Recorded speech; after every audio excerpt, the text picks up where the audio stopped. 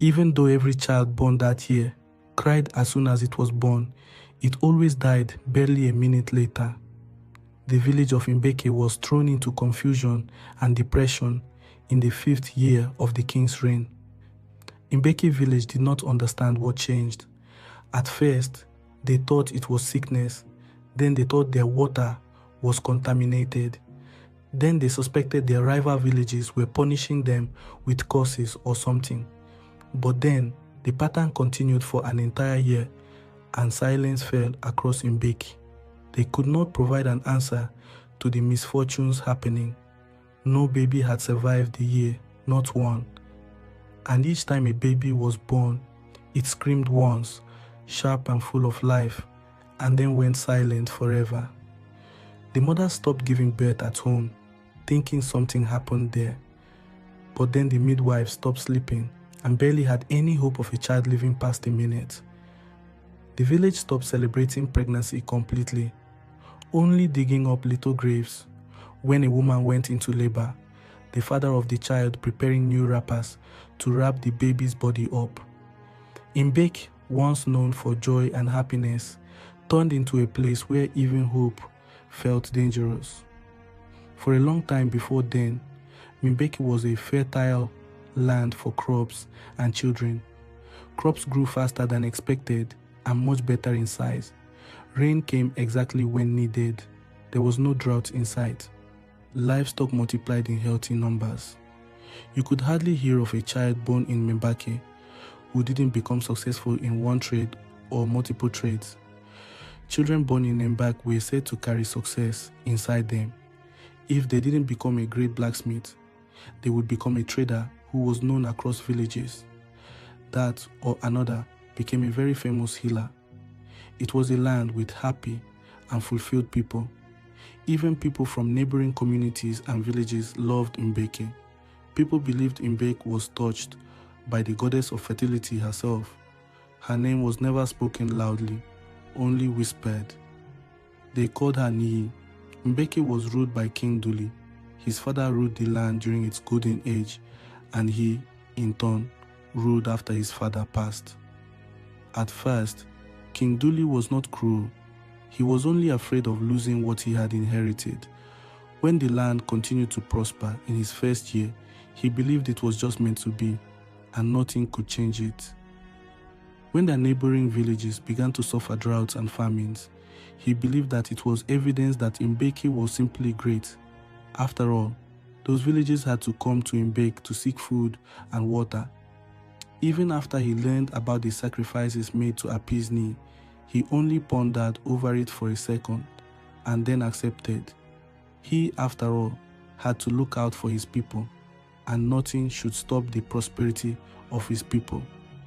During the 5th year of King Duli's reign, something happened. It was unexpected and simply ignored. The high priest, Oli, entered the royal hall. He didn't wait for the drums to sound, nor the guards to announce his arrival, after which he would slowly walk into the hall with his apprentices behind him. He didn't look confident and definitely did not have thunder rolling in his eyes. His hands were shaking and his voice was small and thin. When he was asked to sit at his usual spot, he vehemently refused and chose to stand, despite how wobbly his legs were. The king sat upright, curious to know what would make the high priest shake in his tunic. He gestured for the high priest to continue with his news. He told the king that Niye, the goddess of fertility, was no longer accepting the offerings, that the rituals had become unbalanced, and that the land needed to be corrected. He told the king that the goddess had warned them to stop taking the children.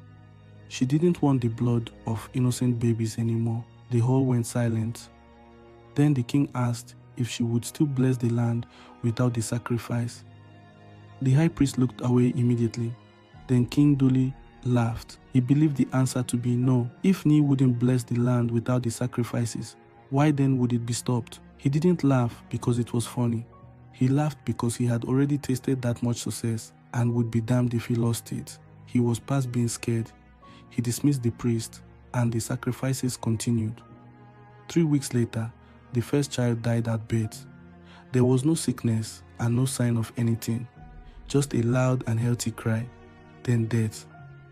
The child's mother refused to release the baby's body at first. She held the child against her chest while screaming that the midwives were lying. She kept insisting the baby was only sleeping. There was no way her baby was dead. But by the time the sun set, the tiny body had already gone cold. The burial happened before nightfall. The child's mother sat by the grave that night, refusing to go back inside. The baby's father could not do anything other than ask questions. Nobody spoke much after that. They could only wait for the next child to be born. That way they could celebrate and forget the dead baby. But then another child died, and another one too. It wasn't just 1 out of 4 babies. Every single one born after the first one died the same way. Soon enough, fear spread through Mbake faster than fire during the dry season. There were no more cries of babies, only toddlers who had been born before then. Pregnant women stopped singing and instead withdrew, hiding in their huts. They believed negative energy wouldn't get to them if they were in their own space. Then the men stopped discussing names for unborn children. If they talked, it was about other things that still seemed okay. Every home began preparing for grief instead of celebration, not bothering to prepare the meals they usually would for mothers who just gave birth. The villagers tried everything they could think of, from herbal medicines mixed by healers to midwives changing their birthing methods. Nothing worked. The babies kept on crying and then dying every time. Meanwhile, the sacrifices for fertility went on without stopping. The villagers did not have any idea about it. Only the king, his kinsmen, and the priests knew about it.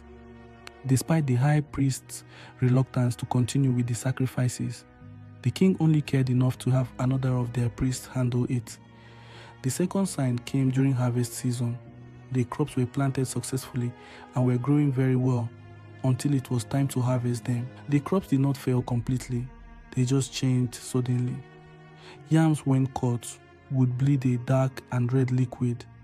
Corn would rot overnight, despite being kept in a good condition, and palm trees dried up. One day, they were there.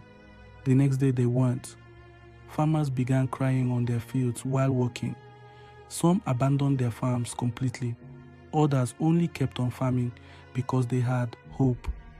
As if the babies and crops weren't enough punishment, livestock began to die. Goats would drop dead halfway through eating grass. Hens and turkeys would cry out one time and die slowly. Even birds in the air lessened. There was rotten energy in the air as well as smell. Mbake no longer felt blessed, it felt cursed. King Duli grew angry instead of afraid. Every meeting inside the royal hall became louder than the last. The king accused neighboring villages of poisoning Mbake spiritually and swore he would deal with them for letting their jealousy lead them to cursing the blessed land. He accused healers of being incompetent and accused the priests of being too weak to handle small issues.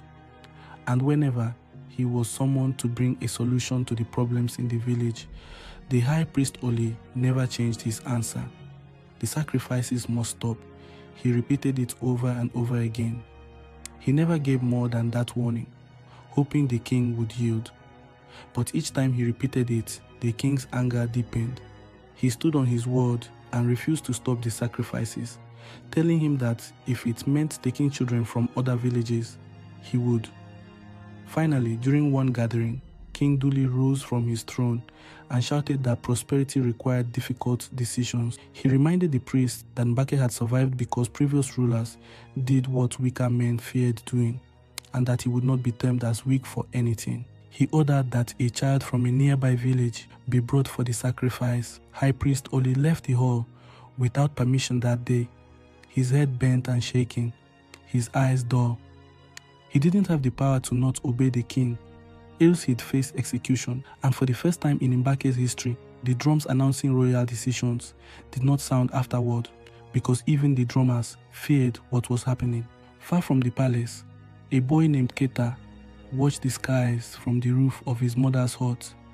He was 15 years old and was thinner and more quiet than the boys his age.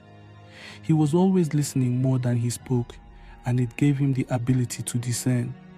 Most villagers believed Keta was strange because storms followed him unnaturally. No, not full storms, just small things that would seem unnoticeable at first. The wind changed direction around him.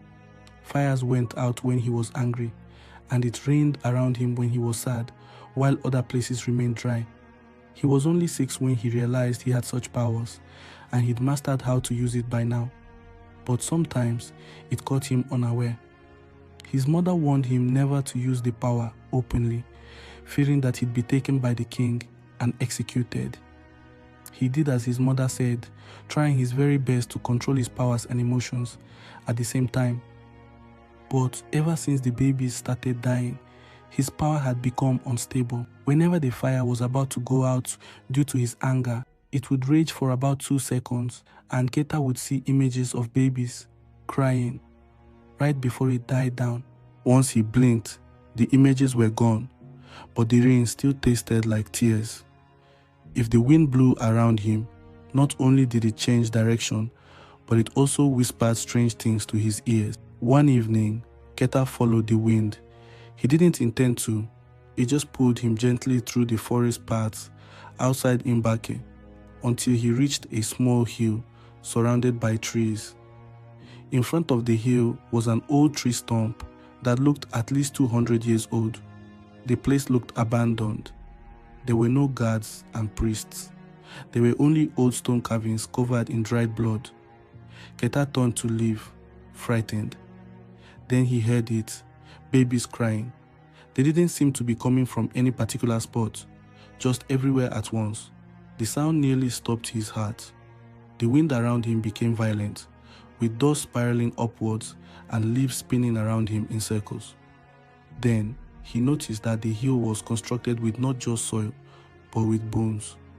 On getting a closer look, he stepped back, looked at the bones that appeared to be human bones, and then ran home. The next sacrifice took place 3 days later. A baby was kidnapped from the mother, whose sanity was only halfway through. It didn't work. Instead, the misfortunes continued on. Soon, questions that were whispered were being asked out loud through the empty markets and village squares. Some accused King Duli of angering Nii through greed. Others believed the goddess herself was punishing Mbake for something the villagers knew nothing about. But nobody dared speak too loudly because the king had become paranoid. Guards now patrolled the village constantly, waiting to punish anyone who was caught criticizing the king and his rule.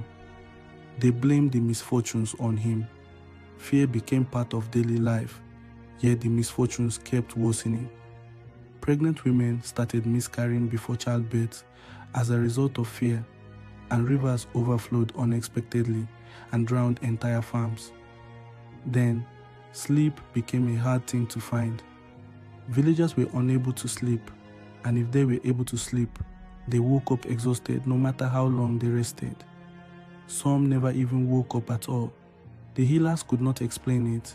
It was strange to them. High Priest Oli could explain it. He knew the solution, but nobody wanted to hear him anymore. One stormy night, Oli visited Keta's mother secretly. The old priest looked weaker than before. His eyes were hollow from sleeplessness. Keta and his mother were shocked to find the priest in their hut, and more so shocked when he demanded to speak with Keta alone. Once inside the hut, Oli asked the boy a strange question. He asked the boy what he heard from the wind. Keta froze immediately. He had never told anybody about what he saw, not even his mother, but the priest already knew about it. Oli explained that Keta carried an ancient gift called wind whispering, which gave him the ability to command the wind and many more elements of the earth. A long time ago, certain bloodlines could hear messages carried through storms and air itself. Some could control fires, and some could even speak to the ground for certain purposes. The power allowed them to sense imbalance before disasters happened. But most wind callers disappeared generations earlier. Some were killed, while others fled kingdoms that feared them. This was why they never existed anymore, except Keta. Keta asked why the wind had taken him to the hill and asked what that place truly was. Oli finally revealed the truth behind Mbake's prosperity. Centuries earlier, the village suffered from endless drought and famine. Desperate rulers begged spiritual forces for help, any help at all. Something answered them, not Niye. Something that looked and sounded like Niye, the goddess of fertility. The rulers could not discern that it was something older than Niye because the entity promised fertility and prosperity, but in exchange for newborn lives. The rulers agreed as long as their own children were safe. Over generations, people stopped questioning the kind of rituals that were done because the land prospered greatly. But eventually, the balance changed. Niyi didn't want the sacrifices in her name anymore. She wanted the land to be corrected. But King Duli was way past reasoning and needed the sacrifices to continue as a hope of the land still being fertile. Except the greedy deity no longer had a say, and Niyi was punishing the land for sacrificing innocent babies. King Duli's greed only worsened everything. Now, Niyi was asking for something else, something that would most likely break the king.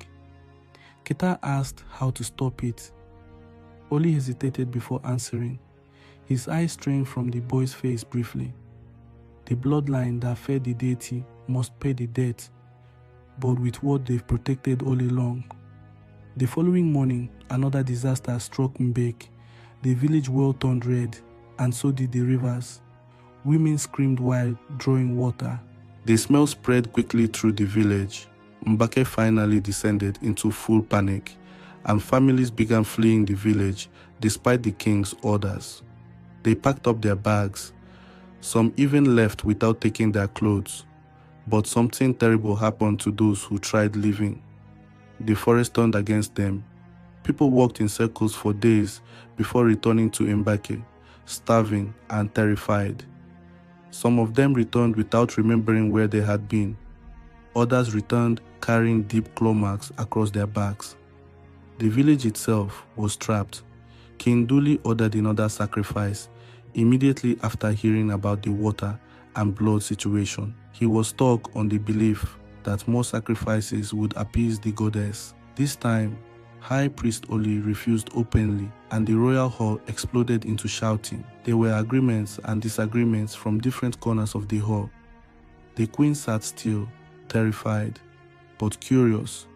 She herself was pregnant and would give birth in a couple of weeks.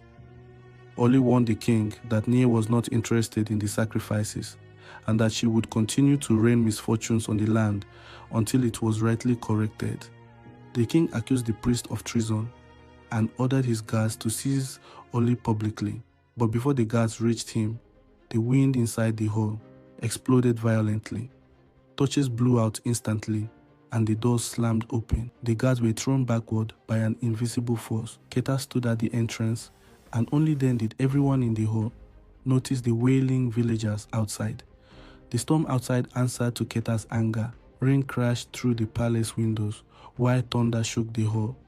The wind circled around him like living creatures. Even the king looked frightened. Keta warned them that Niyi was no longer happy with the king and his sacrifices, and that every sacrifice made would result in more misfortunes. King Duli ordered his arrest immediately, but Keta escaped through the storm before guards touched him. The queen, however, looked at the king in hopes that he would listen to the warnings.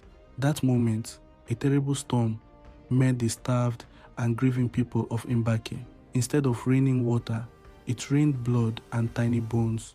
King Duli locked himself inside the palace with his guards. Meanwhile, his wife, Queen Ara, begged him to finally listen to Oli and Keta. Unlike the king, she was scared. She was scared for her unborn child and the young prince, their son, whom they kept hidden and safe. Even they were starving, and she feared he wouldn't last long anymore. The queen had spoken to Oli in secret and now believed that Niyi wanted the prince. King Duli refused immediately. He insisted the child would inherit the throne someday and that no god goddess, or spirit would take it. He blamed Oli for brainwashing his wife. Oli answered with terrible honesty, saying that Mbake would die instead. Soon, the wind that blew carried clear and distinct voices of crying babies.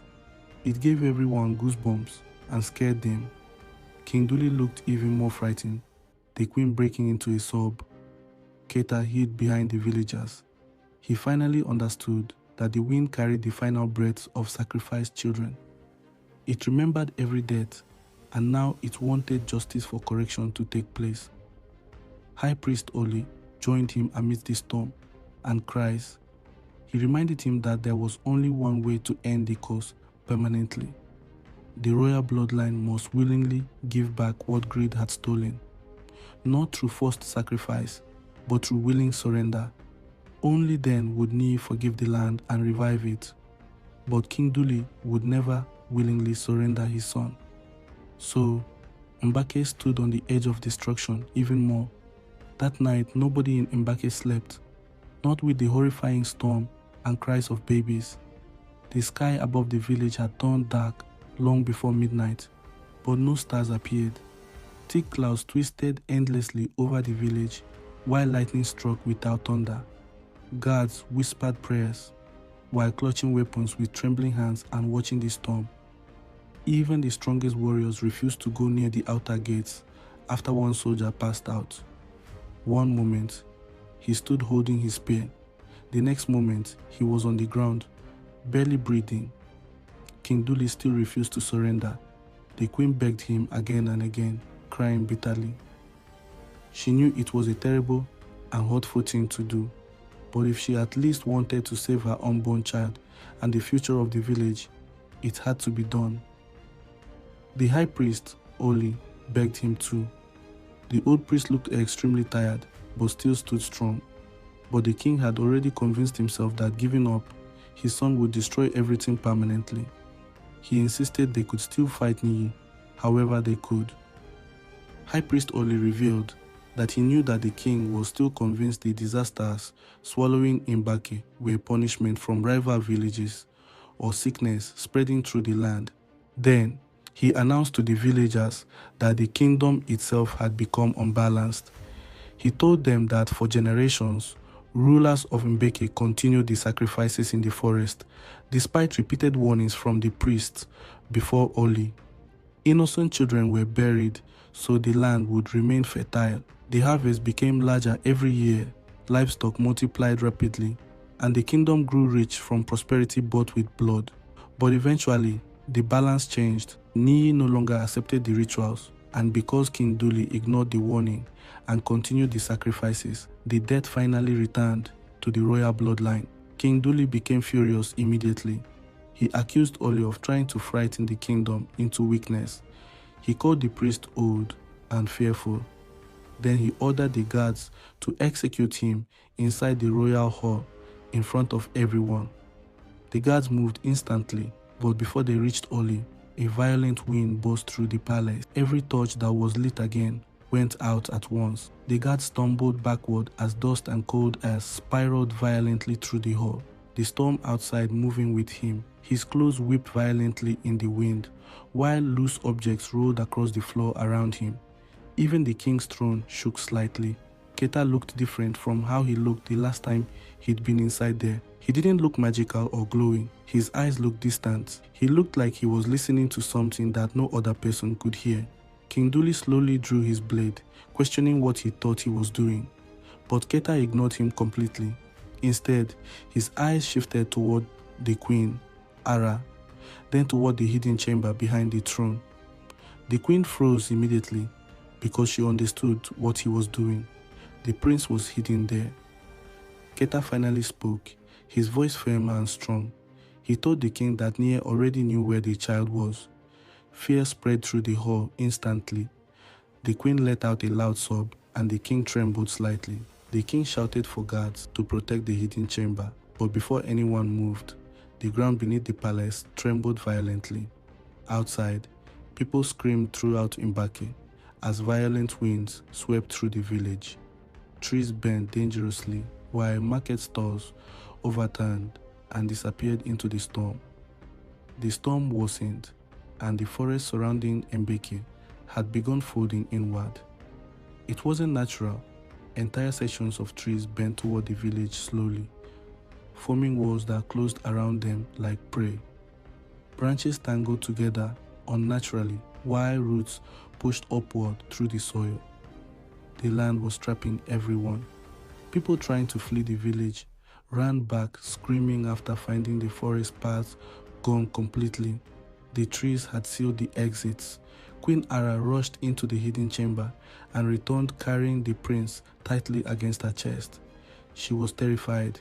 The child cried, frightened. The moment his cries echoed through the hall, the winds outside intensified. Windows shattered inward instantly, but Keta remained perfectly still. He listened and felt it clearly. The land itself was collapsing inward around Mbake. It wasn't opening or breaking apart. It was simply closing in, as if the village was being buried alive slowly. Outside, the sacrifice spot was sinking slowly too. The altar at its center cracked, while the earth around it folded inward gradually. The forest surrounding Mbake continued tightening around the kingdom, little by little. Trees leaned inward unnaturally, while roots tore through roads and pathways. Nobody could live anymore. Keta walked toward the collapsing sacrifice spot. Behind them, Queen Ara followed while carrying the prince, while royal guards surrounded her nervously. King Duli walked behind them, gripping his blade tightly. When they reached the hill, the ground under them vibrated steadily. The air smelled rotten, terribly. Then the crying began again. It was soft and faint, like hundreds of children crying under the soil. The villagers fell silent immediately, shocked and scared. Even the king looked shaken. The crying became louder as the hill continued collapsing inward, slowly. Then the wind around Keta exploded violently, and the storm above Mbake answered instantly. Lightning crashed across the skies, while the folding forest paused briefly. Keta stepped forward slowly, and the wind followed him. Queen Ara held the prince tighter while tears rolled down her face. King Duli still refused to accept what was happening. He insisted the priest could still stop the disaster, but the land no longer listened to prayers. It just wanted justice and correction. Then another truth surfaced, shocking everyone. Oli finally revealed it openly before everybody. The prince was not King Duli's only son. Silence spread immediately. The villagers looked around in confusion, wondering who it was. Then Oli turned toward Keta, and the storm around the boy weakened slightly. Queen Ara stared at the king slowly, but King Duli said nothing, and his silence revealed everything, that it was true. Keta was his son, an illegitimate child hidden among villagers years earlier to avoid scandal inside the palace. The villagers began whispering instantly. Keta staggered backward slightly. His mother lowered her head in the crowd. For years she had hidden the truth to protect him. Now everybody knew the secret. Queen Ara's face changed completely. She wasn't angry, neither did she hate the king. She felt betrayed, a betrayal that would last forever. King Duli tried stepping toward her, but she moved away immediately. At that moment, something inside the royal family broke completely, and even the king understood it. The folding forest tightened further around Mbake, snapping everyone back into reality. Trees crashed inward from every direction, some of them hitting some people. Roots tore through homes and paths while already dead. Crops disappeared under moving soil. The village was being crushed slowly. It was being buried, and the one thing that should have been done was not done. It was only a matter of time before the entire land was swallowed up. The crying under the ground grew louder with every passing moment, shrill cries piercing the ears of every person. Panic erupted among the villagers immediately. Some blamed the king openly, now without fear. Others tried to escape, despite the shifting forest surrounding them. But nobody got far before the trees forced them back to that same place. Keta turned toward his mother. Tears covered her face, But she did not deny the truth. She only apologized quietly, not because he was born at all, but because of the lies that his father died before he was born. Then Keta looked toward the prince in Queen Ara's arms, and his heart broke. The child was innocent, just like every sacrificed baby before him. It shouldn't have to be so. And suddenly Keta understood the real horror of everything. The cycle would never end if another innocent child paid for the mistakes of rulers. Somebody had to go willingly, and there was no way the young prince would understand to willingly give himself up. That was the difference. Every sacrifice before then had been forced in cruel manners, snatched from their unsuspecting parents, while some parents were simply told that the child had passed away quietly. Every year, one child went down unwillingly, but a willing sacrifice carried something different. The land would feel the difference and be satisfied. The high priest, Oli, realized immediately what Keta was thinking, and immediately grabbed his arm and begged him not to do it. But Keta already understood that this was the plan all along.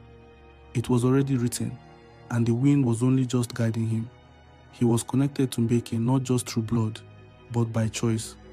The land had accepted him completely, and because of that, only he could calm what was happening. He was the key, the only acceptable solution. The storm above Mbake slowed slightly. The folding forest paused and waited. It understood what was to happen then. Keta stepped toward the small hill slowly.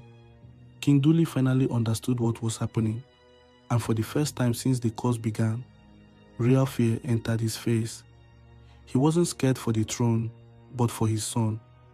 He ordered Keta to stop immediately, but Keta looked at him calmly and then asked him of the number of children that died because he and the previous rulers were afraid to lose prosperity. The king could not answer, swallowing and looking away in shame. The number was too great to be counted. Keta continued walking toward the center of the hill. The winds around him grew stronger, waiting on him. Lightning flashed constantly above Mbake, while trees groaned loudly around the village. Then Keta lifted both hands slowly, and the storm answered fully. Wind crashed across the entire forest violently. Dust spiraled upward into the sky, while the earth trembled. The folding forest stopped moving briefly, and the cries softened, no longer desperate. Keta turned back toward Mbake one final time and looked at them. The villagers watched silently. Queen Ara held the prince tightly while tears rolled down her face. King Duli looked broken already. Keta's mother could barely stand. Oli lowered his head quietly. Then Keta placed both hands against the hill, and the storm exploded wildly one last time as wind tore through Mbake, terrifyingly. With one final loud sound, the ground under Keta opened up, accepting him fully. Suddenly the storm stopped. The ground retreated slowly. The trees stood upright again, everything returning to normal. Keta was gone. After that day, crops grew healthy, livestock lived, and the babies cried and lived. But no one forgot Keta, who willingly sacrificed himself for the entire village.